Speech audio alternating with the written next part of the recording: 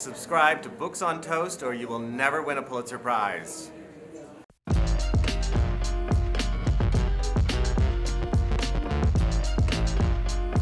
Hello everyone, welcome to a very special video on the Books on Toast channel. I know that we always say that this is a special video, but this is a special video. This is special. Yes, because we have a Pulitzer Prize winner on this channel. I have no idea how we managed to do this. We're very sorry. We've conned you. I thought I was seeing Oprah. Well, I do have her grace, is what some people say. What rubbish. My name is Anuya. I'm Vivek. Hello. And we have with us ANDREW SEAN GREER, winner of Pulitzer Prize for the book Less. Thank you all for having me here. We love your book, Andrew. We love it and we love you and we are so excited to have you. And I thought it was such a breeze to read. It was so easy, so fun, so funny. And there were times where I was just like laughing out loud. Yeah. And I was telling Vivek that for me the experience of reading Less was like getting into a long haul flight and then falling asleep in 20 minutes and then waking up to realize that you've reached. In the best way possible. Okay, in business class, right? Yeah. No coach. Yeah. So, in your own words, for people watching Books on Toast who haven't read Less yet, can you describe the book?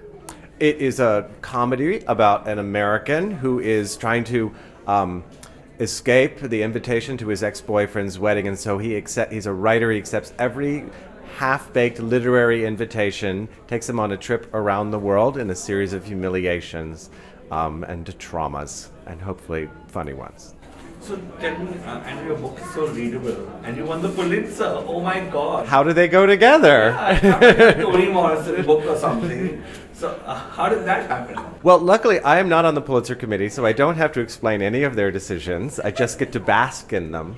But personally, I don't think it's a sin to have a readable book. In fact, I work really hard on the sentences to make them flow so that they go one to the next and that you want to eat it up in one night. And I actually work in language to do that. So saying it's readable is the best possible praise to me. I don't want to be opaque. So I have to ask you, it seems to me that in your book you have made fun of Pulitzer Prize winners. I did it by accident. So when they gave it to you, were you irritated? Were you like, ah? Irritated? I got so drunk that night. I cannot tell you, because I learned it very late at night. I was in Italy, a 9-hour difference from California and a 5-hour difference from New York, where they announced the news, and I didn't hear it for hours and hours. So it was 10 at night, and I was working at a job where I was putting a dog into diapers for the evening. That was part of my job. Okay. So it was not a dignified moment for me. And so when I found out, I was so shocked and surprised that I went into the cellar and opened up my boss's wine and just kept drinking.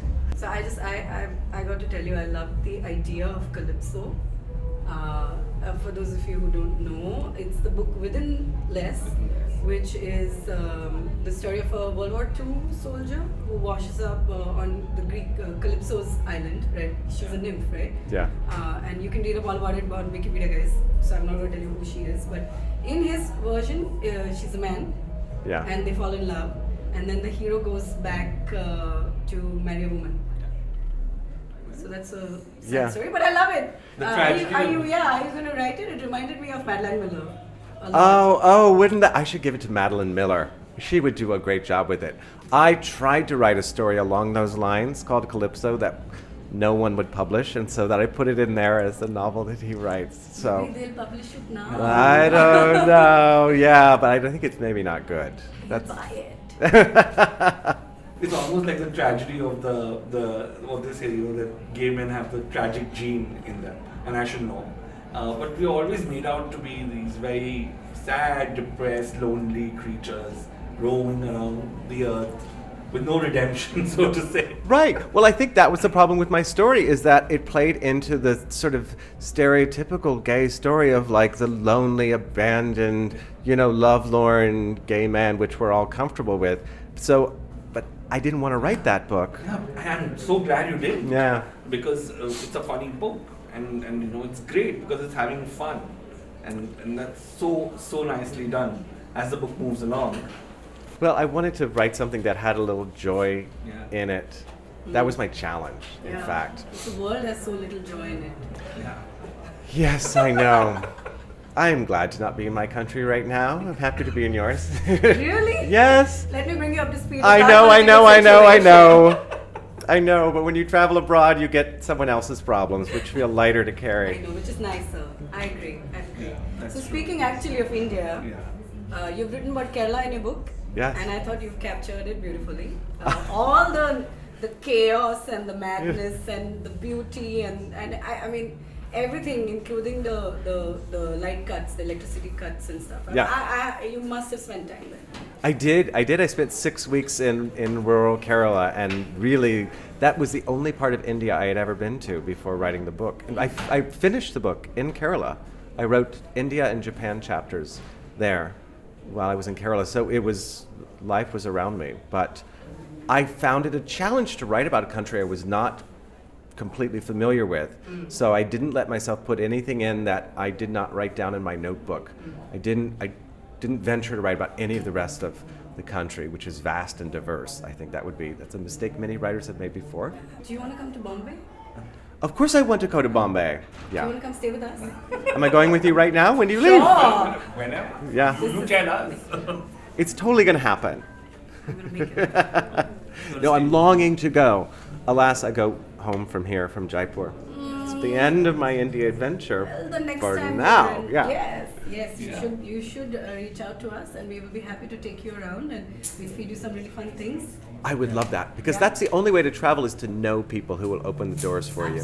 Otherwise, you just see a few tourist things and it's Sure. not real. We just want to play a quick game with you.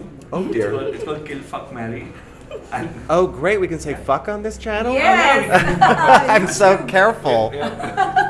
So I'll give you 3 options of literary characters, and you have to say which one would you kill, which one would you fuck, and which one would you marry. Oh, I think we played this in 4th grade. We had different words. Well, Yeah. we have to play each other, so there you go. I'm being bored. So there's Electricity Pip goes from a Great lot. Expectations. Ah. There's Heathcliff from Wuthering Heights. Oh. And grown-up Draco Malfoy.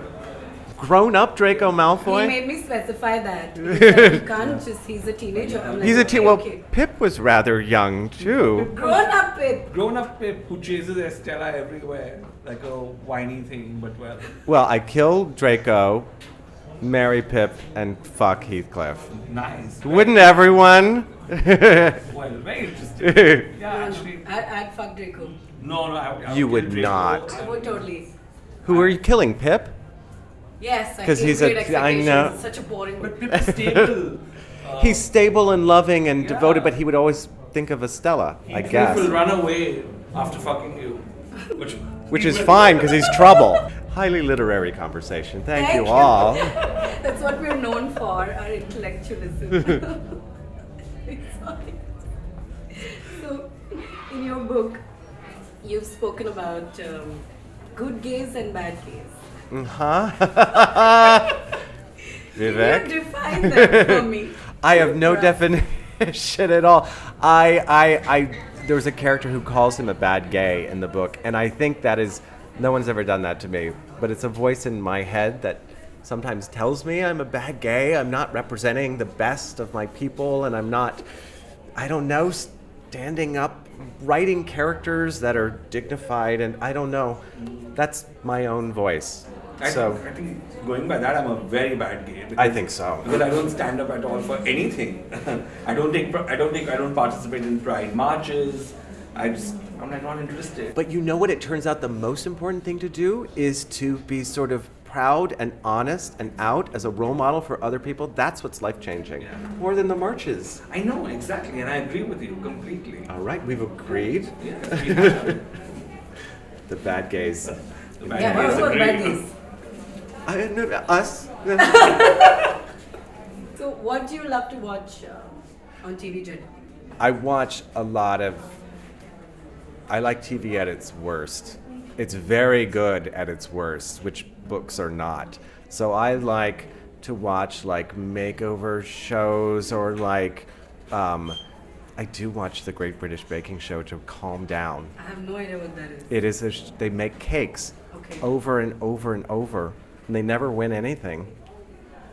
And it's like, it just puts you to sleep, you know? Metaphor for life. Yeah, I it's was a very gonna say, tedious my show. life, just keep baking. Just one keep after the baking. other. You never win. They're gone. But I like Game of Thrones. I cannot wait till the new season Yay! comes out. Yeah, that's my real love.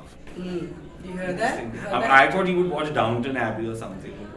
No, I tried to watch a few seasons and then it just kept being the same. It was just baking cakes, you know? So, what are you reading right now?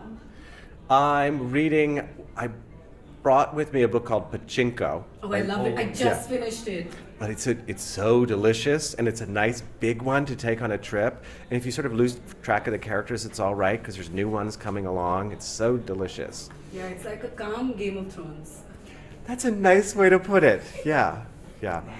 Okay, on that note, we're going to wrap up this amazing interview. This Thank was you much guys fun. so much. Once again, we love you. Yeah. Come hang out with us in Bombay. Bombay. I may come to love you as well. Yes. That's- Thank you everybody for watching. Thank you, Andrew, for giving us time. This was amazing. Better than I thought it would be. Yeah. You people, read less. Not read Yes. less, like read more, but read less. Hold it Read up, less, hold it. yes. Read less. Read less. Subscribe to Books on Toast. Share this video and also leave comments and let us know how you liked Less. this The also. video and the All book. of this. Yes. All of this. All of Yes. this. Okay. Bye. Bye.